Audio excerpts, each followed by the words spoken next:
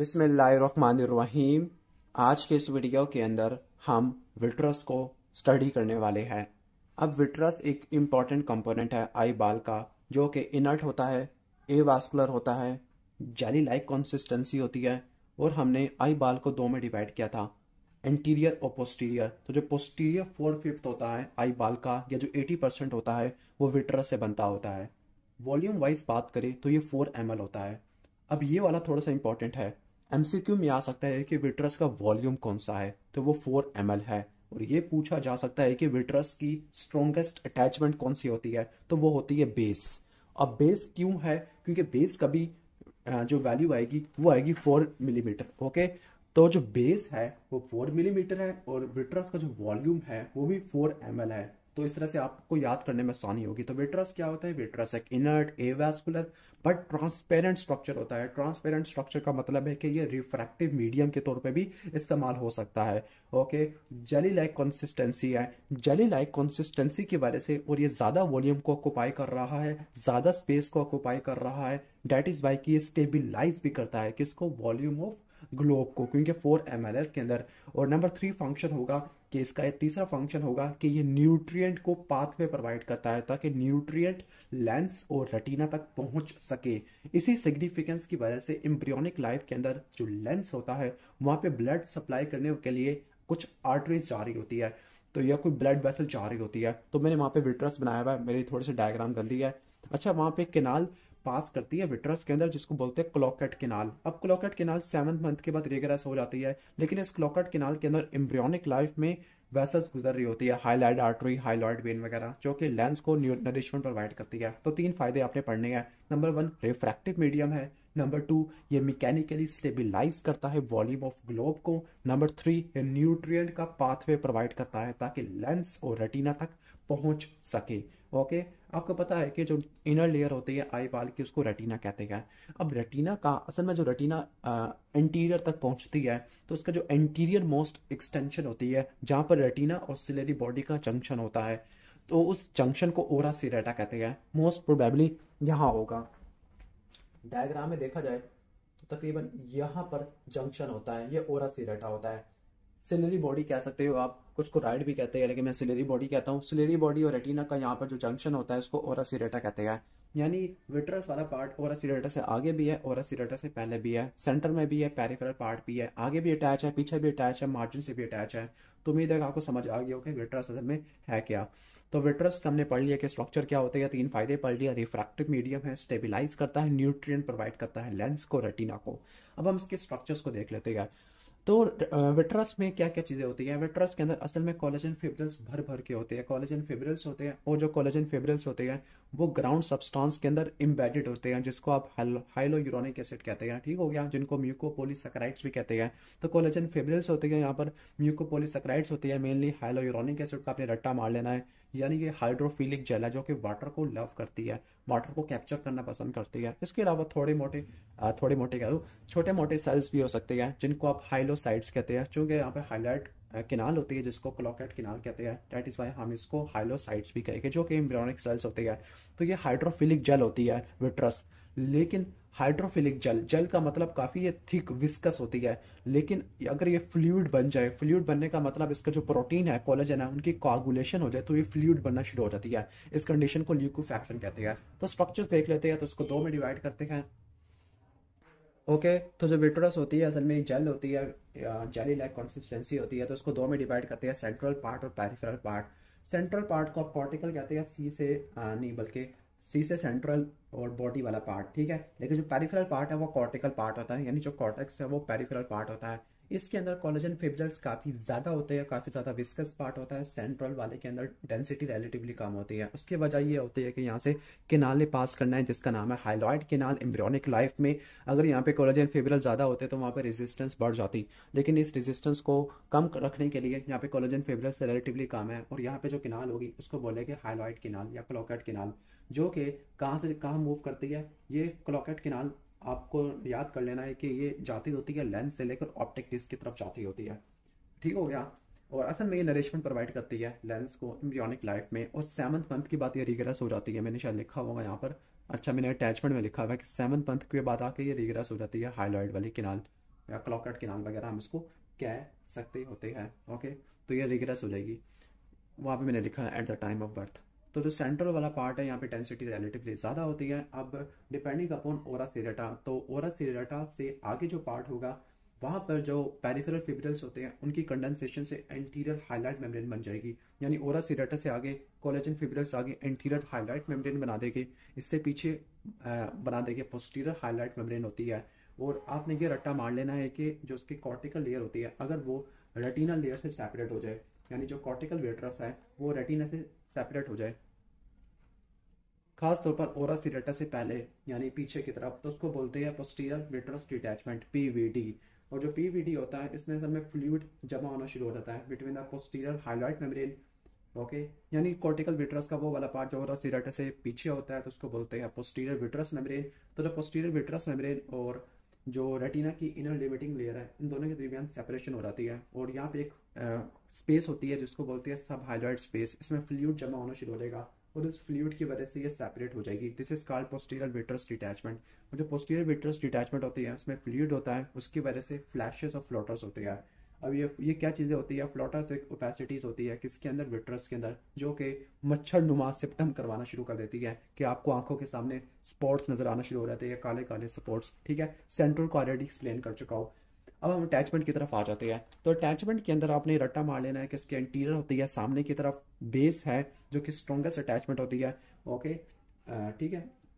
इसके अलावा इसकी पोस्टीरियरली, तो एंटीरियरली क्या होगा? एंटीरियरली ये जुड़ी भी होगी किसके साथ? पोस्टीरियर सरफेस ऑफ लेंस, और इनके दरमियान एक लिगामेंट होगा। This is called hyaloid capsular ligament of Wieger या वेजर वगैरह कह सकते हो आप। ठीक हो गया, तो ये पोस्टीरियर लेंस से जुड़ी हुई होती है। फिर इसका बेस वाला पार्ट आएगा। एग्जाम में एमसीक्यू आएगा कि वो कौन सा पार्ट है जो सबसे स्ट्रॉन्गेस्ट होता है, तो 4 मिलीमीटर वाला बेस को रट्टा मार लेना है जो कि ओरा सीरेटा की अक्रॉस होता है। तो ये बेस वाला पार्ट है जो नीचे की तरफ। ठीक हो गया।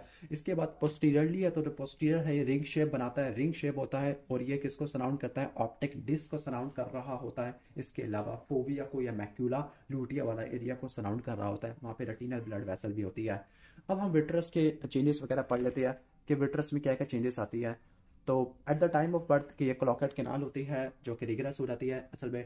ठीक हो गया, असल में रिग्रेस हो जाती है 7th मंथ ऑफ लाइफ में। ठीक हो गया, एम्ब्रियोनिक लाइफ नहीं बल्कि जो पोस्ट नेटल लाइफ होती है 7th मंथ में आके खत्म हो जाती है। यंग पर्सन के अंदर होमोजीनस होता है, लेकिन ओल्ड एज के अंदर आपको लिक्विफैक्शन देखने को मिलती है, जिसको बोलते हैं सिनेरेसिस।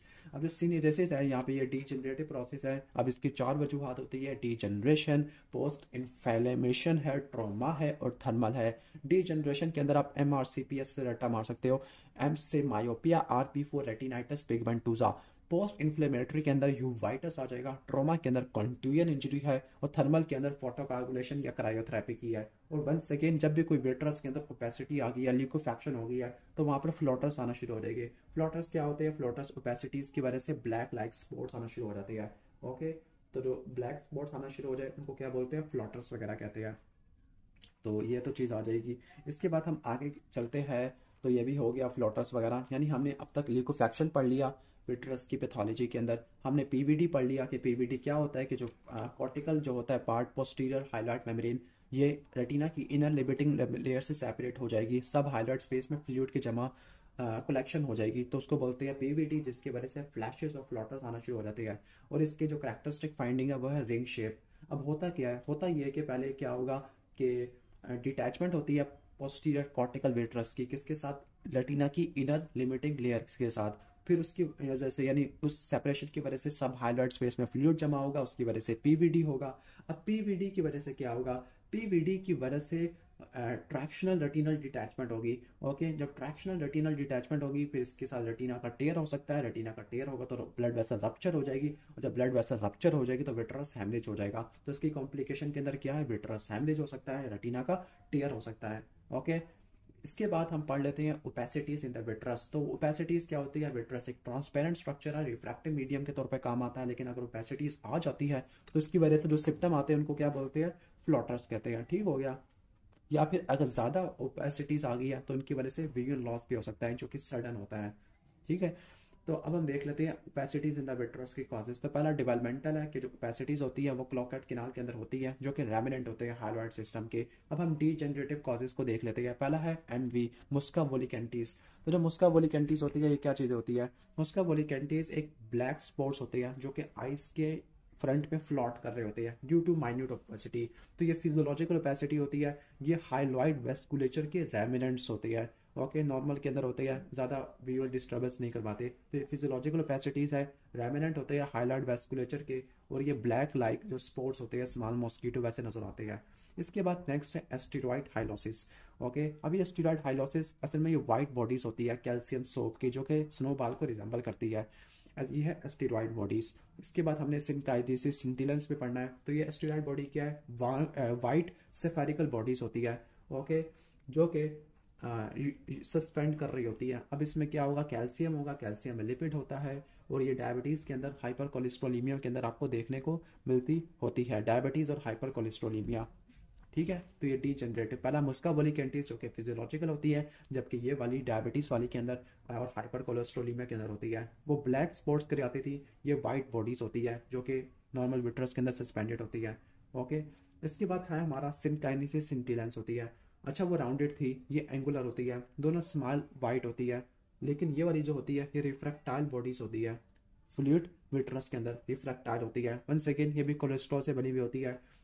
वो वाली एसिप्टोमेटिक होती है, लेकिन ये वाली सिप्टोमेटिक होती है। ये डैमेज आई को अफेक्ट करती है, जिसमें पहले से कोई इन्फ्लेमेशन वगैरह हो गई है, और यहाँ पर एग्जामिनेशन के अंदर गोल्डन शावर या शावर ऑफ इरिडेंस आपको देखने को मिलती है। वन सेकेंड, ट्रीटमेंट इसका नहीं करवाना पड़ता। नेक्स्ट इन्फ्लेमेटरी है, तो इसमें इन्फ्लेमेटरी एक्सुडेट आ जाए, फॉर एग्जांपल आइरिडोसाइक्लाइटिस है, एक्यूट एंटीरियर यूवाइटिस है, पार्स प्लेनाइटिस है, लास्ट में अमाइलॉइड डेपोजिशन है कि अमाइलॉइड की डेपोजिशन वगैरह हो सकती है। तो ये तो हमने पढ़ लिया ओपेसिटीज वाला। ओके, एमवी, मुस्का वोलिकेंटिस, एस्टेरॉइड हाइलोसिस, सिनकाइनेसिस सेंटिलेंस, इन्फ्लेमेशन वाला। दोबारा आपको बता दूं कि जो मुस्का वोलिकेंटिस फिजियोलॉजिकल होती है। ओके, ब्लैक स्पॉट्स होते हैं, फ्लॉट कर रहे होते हैं in front of eye due to minute opacities होती है, स्मॉल मॉस्किटो लाइक होती है, नॉर्मल पर्सन के अंदर होती है, कोई डिस्टर्बेंस नहीं करवाते, हार्मलेस होते हैं। जबकि एस्टेरॉइड वाले ये सेफेरिकल होती है, माइन्यूट छोटे छोटे वाइट बॉडीज होती है, कैल्शियम कंटेनिंग लिपिड की, सस्पेंडेड होती है, डायबिटीज हाइपर कोलेस्ट्रोलीमिया में देखने को मिलती है। ओके, ये भी सिम्टोमेटिक वगैरह होती है। और सिनकाइनेसिस सिंटिलेंस ये भी। ओके, तो ये आपने देख लेना है इस तरह से।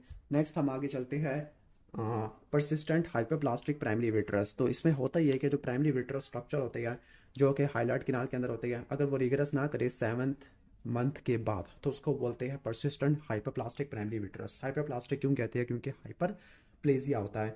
परसिस्टेंट क्यों कहा? क्योंकि इनकी रिग्रेशन नहीं हुई। किसकी रिग्रेशन नहीं हुई? प्राइमरी विट्रस की नहीं हुई, जो कि क्लोकेट कैनाल के अंदर ट्रेवल वगैरह करते हैं। अब इसको मजीद दो में डिवाइड करते हैं, इंटीरियर और पोस्टीरियर वाला। इंटीरियर के अंदर आपको कैट आई रिफ्लेक्स देखने को मिलता है, वाइट जो रिफ्लेक्स होता है पिपुलरी एरिया के अंदर। ओके, नंबर 2 है कि जो रिट्रोलेंट्रल, रिट्रो का मतलब पीछे होती है, ओके, और लेंटल का मतलब लेंस से रिलेटेड है। तो जो रिट्रोलेंटल लेंस से जो पीछे वाला टिश्यू है वो कॉन्ट्रैक्ट करेगा, जिसकी वजह से सिलेरी बॉडी इनवर्ड पुश होना शुरू हो जाएगी, काफ़ी लॉन्ग हो जाती है सिलेरी बॉडी। पोस्टीरियर वाला क्या करेगा? पोस्टीरियर के अंदर बड़ी बड़ी एक आर्टरी होती है, जिसकी वजह से एक्सटेंसिव ट्रैक्शनल रेटिनल डिटैचमेंट हो सकती है, और इसका प्रोग्नोसिस काफ़ी पुअर होता है। ठीक हो गया। तो उसको डायग्नोस करने के लिए अल्ट्रासोनोग्राफी, बी स्कैन और सीटी स्कैन, और रट्टा मान लेना कि बी स्कैन हम विट्रस हैमरेज के अंदर भी यूज़ करते होते हैं। ओके, ट्रीटमेंट इसका पार्स प्लाना विट्रैक्टमी है, और मेम्ब्रेन की एक्सीजन होती है। अच्छा, मैंने यहाँ पे एसोसिएशन लिखा हुआ है, यानी इसके साथ आपको सीजी देखने को मिलेगा, कैटरेक्ट देखने को मिलेगा, ग्लोकोमा देखने को मिलेगा, माइक्रोफ्थाल्मिया देखने को मिलेगा, और कभी कभार आपको विट्रस हैमरेज भी देखने को मिलता है। नेक्स्ट है vitreous haemorrhage. Okay, vitreous haemorrhage को मजीद हमने दो में डिवाइड किया हुआ है कि प्री रेटिनल, जिसको सब हाइलाइट हैमरेज कहते हैं, और इंट्राजेल। ठीक है। ओके, इंट्राजेल का मतलब इंट्राविट्रियल है कि collection of blood in the vitreous cavity is called vitreous haemorrhage है। अब इसके मेन 3 कॉजेस होते हैं। इसका निमोनिक है air, A for abnormal blood vessel, I for inflammation, R for rupture है। अब रप्चर के क्या कॉजेस होते हैं? वही पोस्टीरियर विट्रस डिटैचमेंट हो सकती है, या फिर ट्रॉमा हो गया, या टर्सन सिंड्रोम है, या हीमोफीलिया है। नंबर 2 एबनॉर्मल ब्लड वेसल, जिसको न्यू वास्कुलराइजेशन कहते हैं। अब ये किस में होती है? रेटिनल न्यूवास्कुलराइजेशन में होती है और कोराइडल कोराइडल की सबसे बड़ी वजह एज रिलेटेड मैक्युलर डिजनरेशन और हाई मायोपिया है, जबकि रेटिनल के अंदर डायबिटिक रेटिनोपैथी सबसे इंपॉर्टेंट है, हाइपरटेंसिव आ जाती है, रेटिनोपैथी और प्री मेच्योरिटी वगैरह आ जाती है। इन्फ्लेमेशन के अंदर ईल्स डिजीज और रेटिनल वास्कुलाइटिस आ सकता है। सिम्टम के अंदर क्या होगा, अगर हैमरेज छोटा है तो सडन फ्लोटर्स आएंगे, बड़ा है तो पेनलेस लॉस ऑफ विजन जो कि सडन होती है। एग्जामिनेशन के अंदर क्या होगा, विजुअल एक्यूटी कम हो जाएगी। अगर आप डायरेक्ट डिस्टेंट ऑफ्थल्मोस्कोपी करें तो आपको क्या क्या नजर आएगा, नंबर 1 ग्रे ओपेसिटीज नजर आएगी आपको। ओके, ठीक हो गया। नंबर 2 आपको क्या नजर आएगा, ग्रे ओपेसिटीज के अलावा आपको या तो फेंट या नो रेड रिफ्लेक्स देखने को मिलेगा। छोटा हेमरेज है तो फेंट, अगर नहीं बड़ा है तो लॉस ऑफ रेड रिफ्लेक्स है। स्लिट लाइन एग्जामिनेशन के अंदर वही आपको फ्रेश ब्लड देखने को मिलेगा। डायग्नोसिस आप अल्ट्रासोनोग्राफी से करते हैं। अब इसका फेट या कोर्स क्या होता है, या तो ये कंप्लीट ठीक हो सकता है, या फिर इसकी ऑर्गेनाइजेशन हो सकती है, या घूस्ट सेल ग्लोकोमा हो सकता है एफेकिक पेशेंट के अंदर। ओके, या फिर हीमोसिड्रोसिस बल्बाई हो सकती है आयरन टॉक्सिसिटी की वजह से, या फिर ट्रैक्शनल रेटिनल डिटैचमेंट हो सकता है।